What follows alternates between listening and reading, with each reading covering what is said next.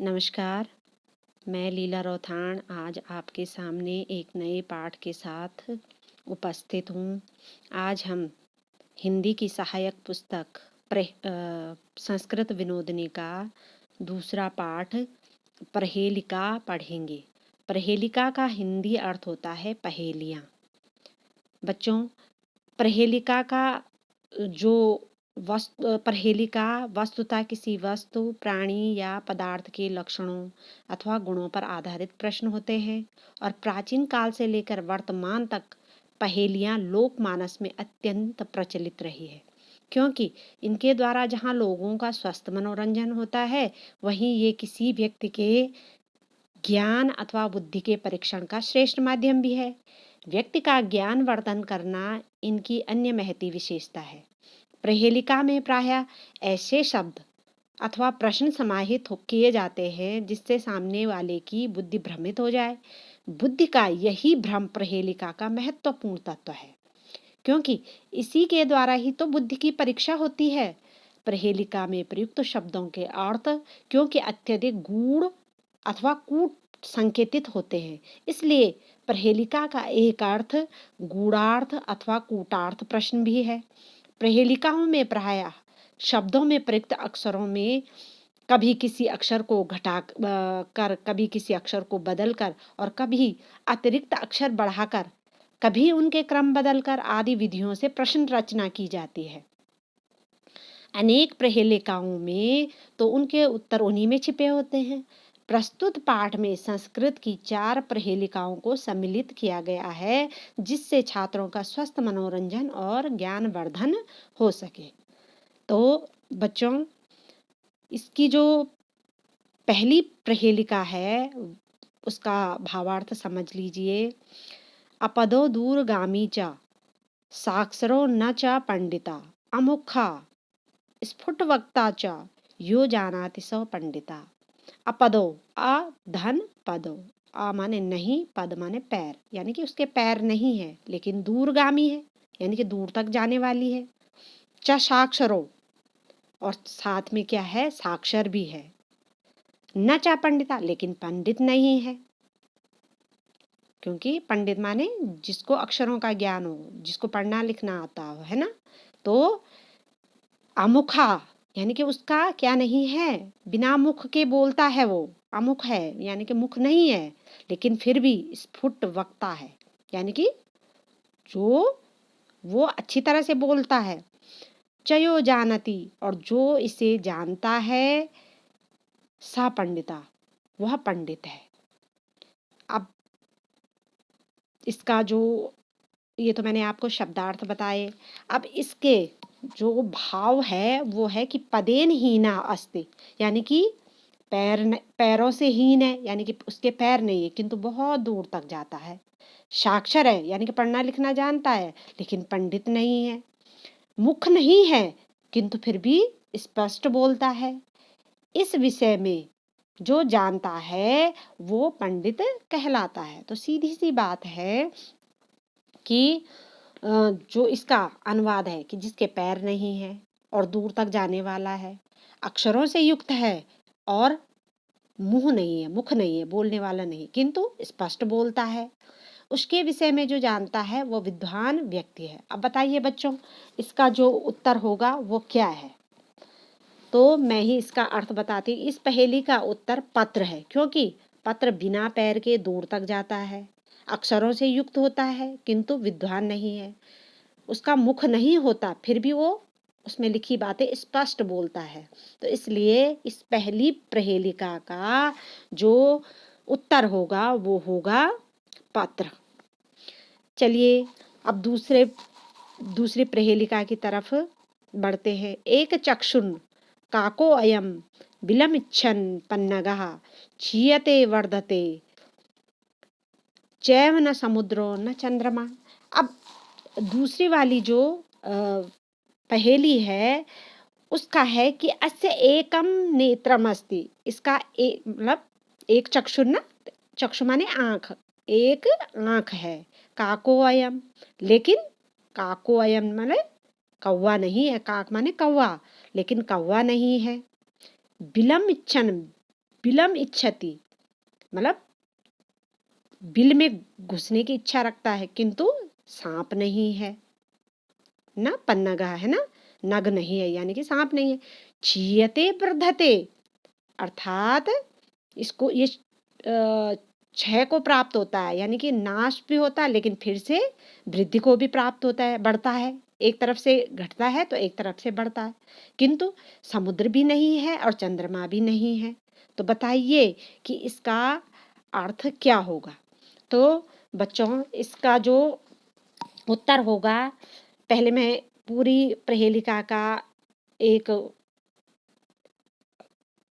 अनुवाद या अर्थ बता देती हूँ कि इसका एक नेत्र है किंतु कौवा नहीं, बिल को चाहता है किंतु सांप नहीं, मतलब ह्रास होता है, घटता है ना, और फिर बढ़ता है, किंतु समुद्र भी नहीं है और चंद्रमा भी नहीं है। तो बच्चों इस पहेली का उत्तर है सुई, क्योंकि इसमें एक छेद होता है यानी कि एक नेत्र है ना, एक छेद होता है सुई में।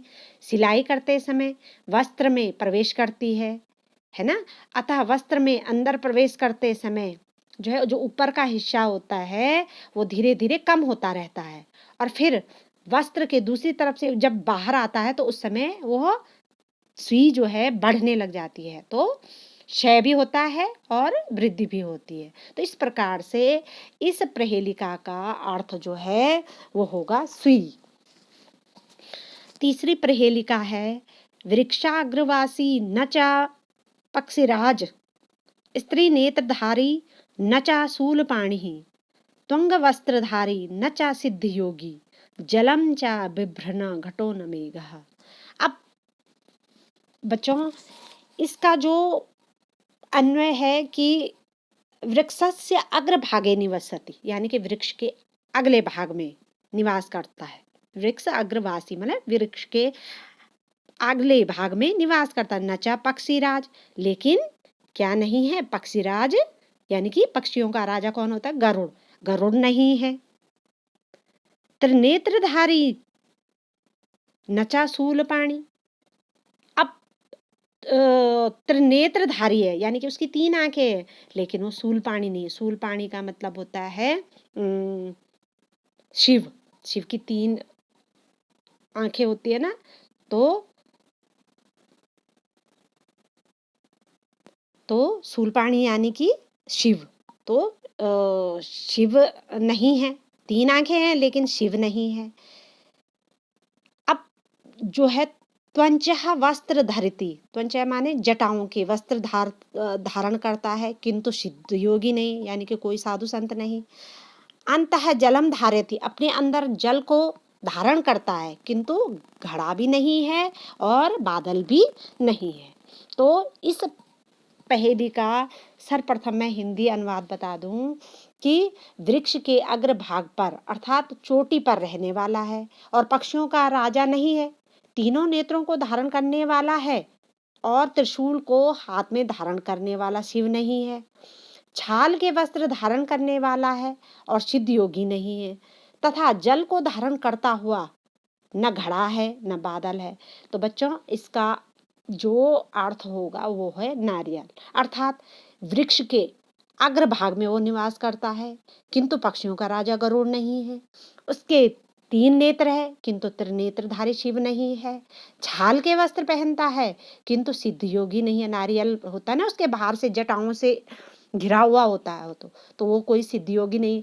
अपने भीतर जल धारण करता, नारियल के अंदर हमेशा पानी होता है ना, तो लेकिन घड़ा भी नहीं है और बादल भी नहीं है। तो इस पहेली का जो उत्तर होगा वो नारियल का फल है, क्योंकि इस वृक्ष वह वृक्ष के ऊपरी भाग में लगता है, उसके 3 नेत्र होते हैं, वह छाल का आवरण धारण किए होता है और उसके भीतर जल भी होता है। तो इस प्रकार से हमारी ये तीसरी पहेली भी सॉल्व हुई। अब अगली पहेली है, कम संजघानम कृष्णा का शीतल वाहिनी गंगा, केदार पोषण रतः कह कम कंबलवंतम ना बाधते शीतम। अब इसका जो अन्वय होगा वो इस प्रकार से है कि कृष्णः कम संजघाना, यानी कृष्ण ने किसका वध किया? संजघाना माने वध किया, है ना। तो मारा मतलब किसको मारा, है ना। का शीतल वाहिनी गंगा, अर्थात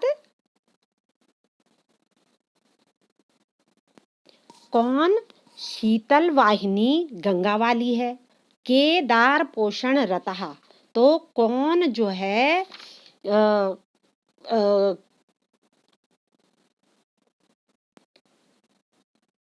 कौन पत्नी के पोषण में लगे हुए हैं। केदार पोषणा, है ना, तो कौन पत्नी के पोषण में लगे हैं। और अगला है कम कंबलवंतम न बाधते शीतम, और किस बलवान को ठंड पीड़ा नहीं पहुंचाती है। तो इस पहेली में जो प्रस्तुत पहेली है, इस श्लोक में 4 पहेलियां का कूट प्रश्न निहित है। अर्थात प्रस्तुत जो पहेलिका श्लोक में 4 पहेलिकाएं अर्थात कूट प्रश्न निहित है, और उनके उत्तर भी इसी में छिपे हैं। प्रश्न और उत्तरों में केवल अन्वय का अंतर है। प्रहेलिका के रूप में तो श्लोक दिया ही गया है और इसका अन्वय ऊपर दिया, किंतु प्रहेलिका का उत्तर जानने के लिए इसका अन्वय जो है इस रूप में किया जाना चाहिए। जैसे कृष्णा, अब इसको अलग अलग करके करेंगे हम। जैसे ये ना कम संजघाना, तो इसको क्या कर दो, कृष्णः संजघाना, कृष्णः कंसम जघानम। अब इसको मिला के देखो, क कन स ज घानो, तो इस क को, पहले वाले क को और इस पहले वाले क को और इस सौ को अगर हम मिला दिया जाए तो ये बन जाएगा कंस। तो कंस जघान माने कंस को किसने मारा? कंस को मारा किसने? कृष्ण ने, यानी कि कृष्ण ने कंस को मारा, है ना। फिर है काशी तलवाहिनी गंगा। अब फिर से ये जो का है और ये शी है, इन दोनों को मिला दीजिए तो ये बन जाएगा काशी तलवाहिनी गंगा, अर्थात काशी के तल में बहने वाली गंगा। और फिर केदार, इसको ये के है जो दार को एक साथ मिला जाए, केदार पोषण रतहा, तो यहाँ पे केदार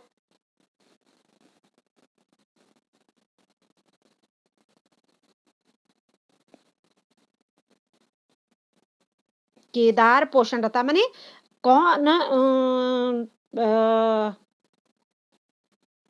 कौन पत्नियों के पोषण में लगे हैं।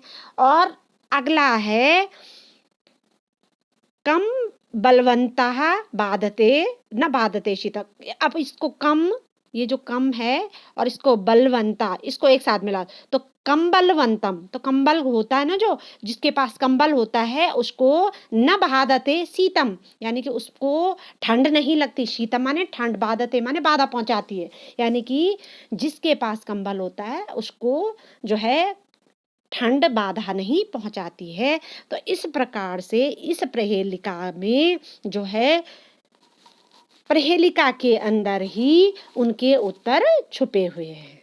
तो इस प्रकार से अब आपकी समझ में ये आ गया होगा। मैं आशा करती हूँ कि आप जो है इसको अच्छी तरह से समझ गए होंगे। जहाँ पे समझ में नहीं आएगा वहाँ पे आप मुझसे पूछ सकते हैं। धन्यवाद।